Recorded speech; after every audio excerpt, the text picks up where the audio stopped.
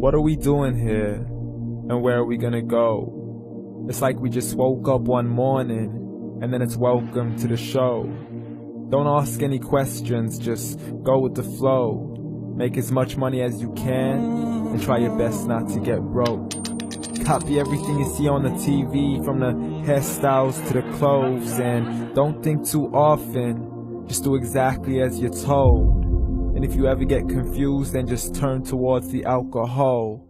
You'll still hear your thoughts, then just turn up the radio as you learn to live a lifestyle of drugs, sex, and rock and roll. But in all honesty, I just need to know, is there more to the cycle than growing and getting old? Living and dying just to leave behind a happy home and a whole lot of property that somebody else is going to own.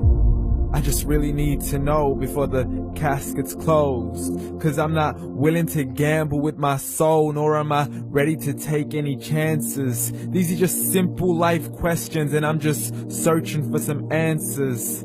Like, what are we doing here? And what is our purpose?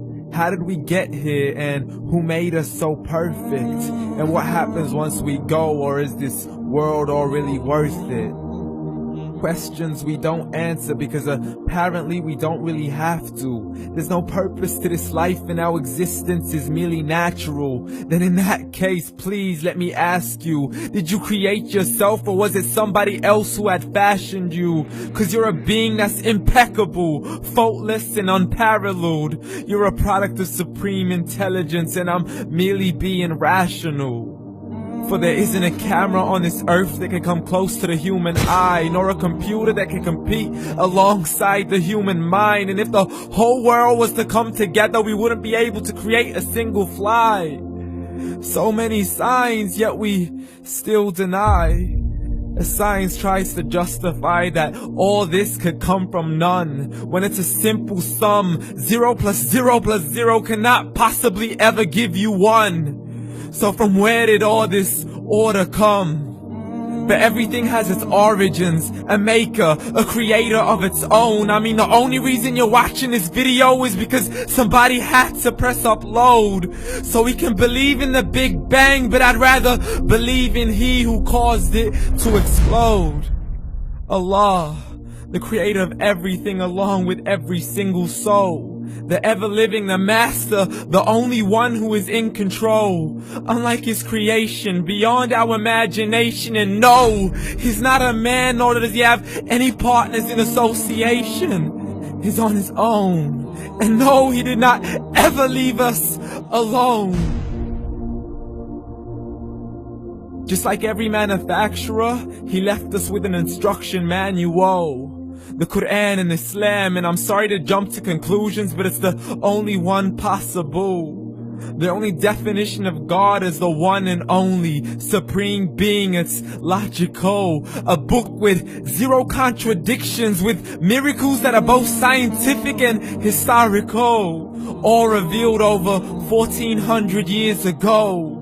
Like the detailed description of the human embryo. The descriptions of the human embryo in the Quran cannot be based on scientific knowledge in the 7th century. To the mountains as pegs holding firm the earth below, and the 2 seas that don't mix in a complete separate flow. To the planets in orbit, alternating night and day as they stay in flow. The expansion of the universe and the creation of everything from H2O. To the stories of the past and the preservation of Pharaoh. To identifying the lowest point in the land where Persia defeated Rome. The gushing fluid that created man in the glands between the ribs and the backbone. And not a word has changed, it's still the same. So please explain how all this was known over 1400 years ago. To a man who couldn't read or write, as he would recite whatever the angels spoke. And if you still don't believe, please try to come up with something that's even close. But you can't, so we took God as a mockery and his messengers as a joke.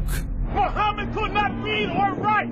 How somebody who can't read or write gonna start a religion? Dismissed his scriptures as legends and tales of the ancient folk, as we live life according to our whims, desires, and hopes. saying this life is the only home we will ever know. We will live then die, then simply turn to bones. YOLO!